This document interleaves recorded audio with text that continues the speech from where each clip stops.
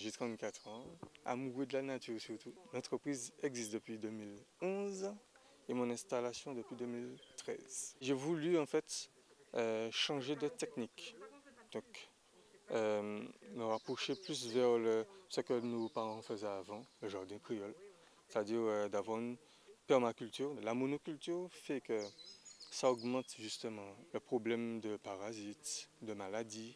Et quand on a l'association de culture, donc la permaculture, en fait un échange, une entraide entre toutes les cultures. C'était déjà un choix déjà seul et on m'a proposé de l'aide justement. Fredon Martinique m'a proposé de l'aide. Et donc j'y ai cru et je suis rentré dedans.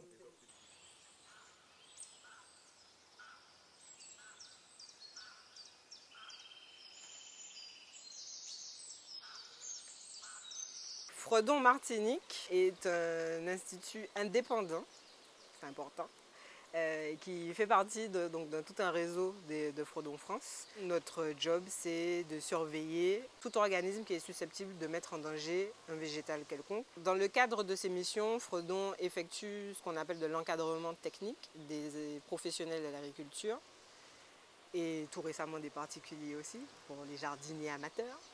Et donc c'est dans le cadre de ce support technique qu'on est rentré en contact avec Joël Granomort. On lui a proposé donc de devenir partenaire d'un projet qui vise à réduire l'utilisation de produits phytosanitaires. L'idée c'était de professionnaliser ce concept de permaculture créole. Nous on travaille avec lui sur la conception du système, puis il nous fait remonter tout ce qu'il peut observer, parce qu'on a choisi à Fredon Martinique d'essayer de développer cette biodiversité du sol. Pour ça, il faut la connaître. Ça nous permet de faire les premières identifications et donc de commencer à faire connaissance avec ces espèces de micro-organismes qui vivent dans nos sols martiniquais.